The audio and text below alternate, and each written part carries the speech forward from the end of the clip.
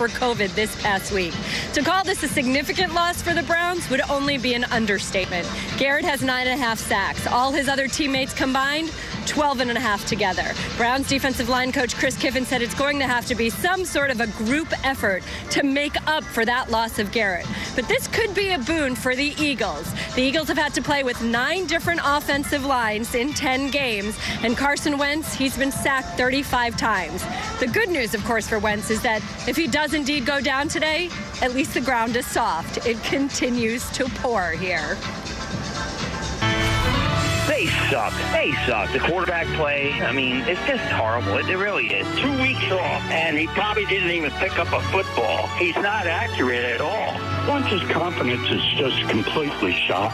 Quarterbacks are making plays all over the league. Our quarterback is not doing that. Carson Wentz has to be benched.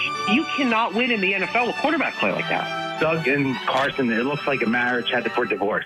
Consistency. If you're not consistent, then you're trash.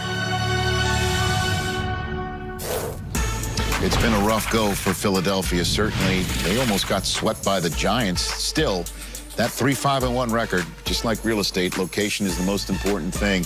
They are in first place despite Carson Wentz having statistically easily the worst year of his young career. So, as you can see, he's warming up in the rain. They're going to need a big game out of Miles Sanders.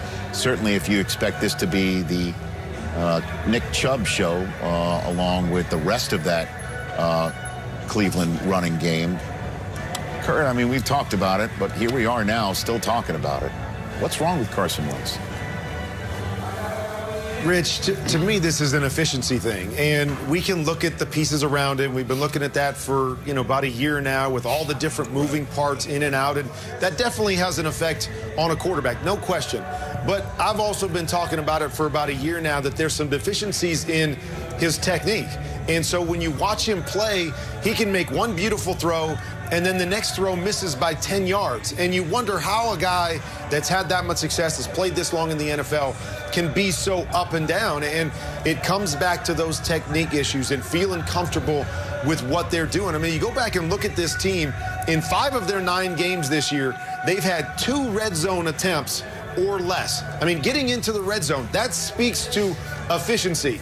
Not big plays, working the football down the field and giving your team opportunities to score points. They're not doing that. It starts with that guy right there being more comfortable with what they're doing offensively, getting better with this technique, and not having to spend so much time playing hero ball and trying to make the big plays.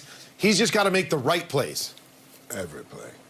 Right, and make those big plays every play. And you're talking about making the right play. And I think that's what it is, too. It's not a physical thing where he doesn't have the physical gifts. Kurt, you talked about his accuracy. Sometimes he's on, sometimes he's off. I think it's a mental thing. He wants to be, he wants to try to do everything. He wants to try to win every game. He wants to try to win every play. When I talk with him and interviewed him, I say, when will you have the ability to not make the bad play and when will you know to use all the gifts that God has given you? He said, I got to fight this battle all my life. And I really wanted to hear him say, at certain points of the game, I just got to get out of certain plays. Somebody has to tell him that sometimes, son, you just got to get out of certain plays and don't try to do too much, coach. Yeah. Some coach has to say that to him. Yeah, and he's a good player that's not playing that well right now. A lot of reasons. When you have 9 different offensive lines, we know that. When you have all these receivers that are out, 6 Pro Bowlers on this offense have not been playing.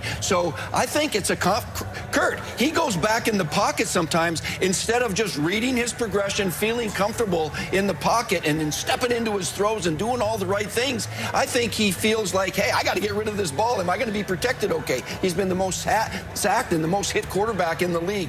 He's got to snap out of that, but they got to start protecting him. I guess the line that sets up just how fortunate the Eagles are is that even if they lose, they're still in first place at 3-6-1 thanks to their tie with Cincinnati. I don't think I've ever said a statement like that before, with it being factual and not ironic or sarcastic, but hashtag facts.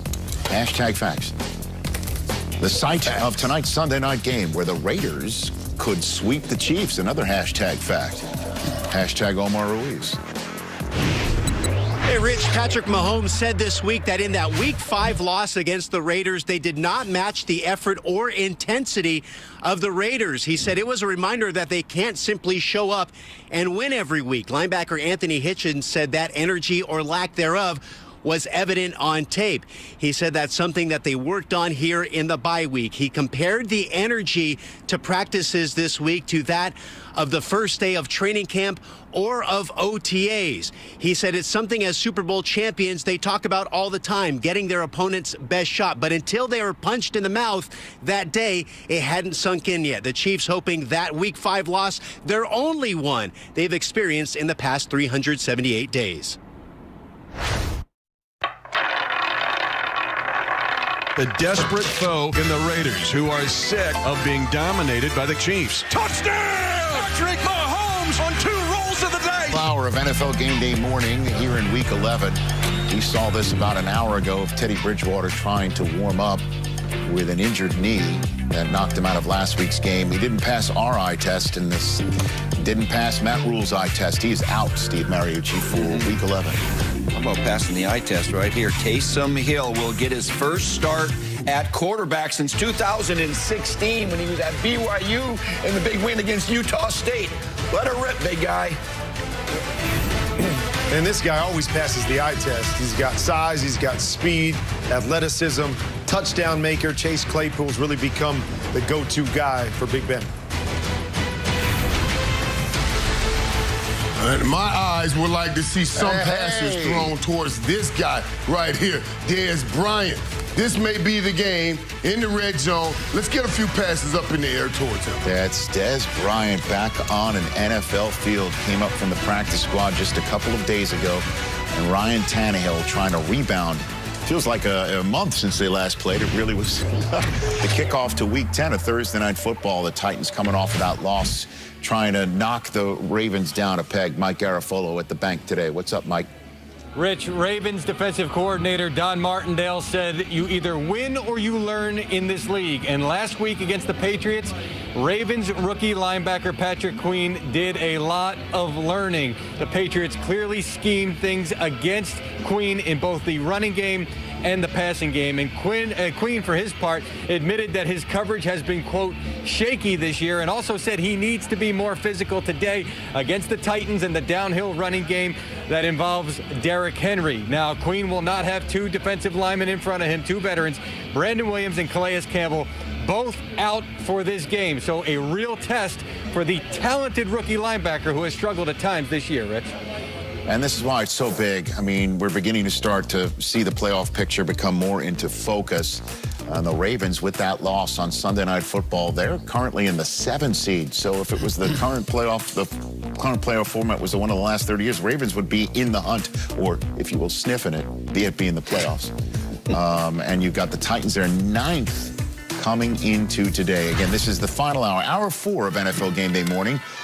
2020 Week 11, presented by Lowe's. We put the home and home team. Steve Mariucci and Rich Eisen joining us right here on NFL Game Day morning in studio. And then my guys at home, there's Kurt Warner and there is Michael Irvin, getting ready to discuss the top story of the day. That includes, obviously, Taysom Hill later on, as we just saw him warming up for his big first start for the Saints. But we see the question on the screen is for you, Steve. First up, is Lamar Jackson going to have a bounce-back game with the rest of his mates today against the Titans? Yeah, Rich, I think they will. And, you know, both of these teams are 6-3, and they've struggled a little bit lately. But Lamar Jackson is facing a defense with the Titans that isn't as good as it was last year. 25th ranked defense, and you know what? They're 31st on 3rd down. That's the money down.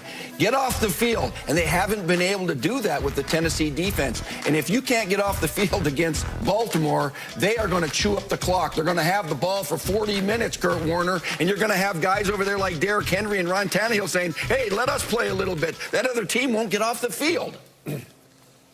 Well, you mentioned, Coach, that the Titans' defense isn't the same as last year, but this Ravens offense isn't the same as last year either, and it really starts up front that, you know, Marshall Yanda goes off and retires.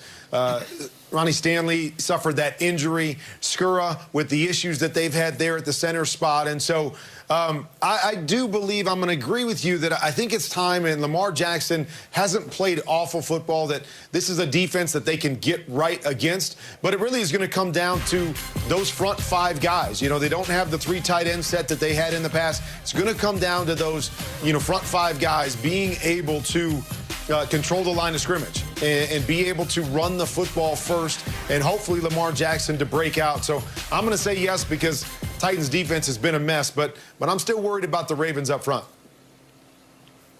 Yeah, Kurt, and so am I. But I will also affirm this, that, yes, they will bounce back. And a couple things that in this game that make me say that. First of all, the Ravens have problems with an offense that can score quickly and score often because they have issues coming back. So I don't see that be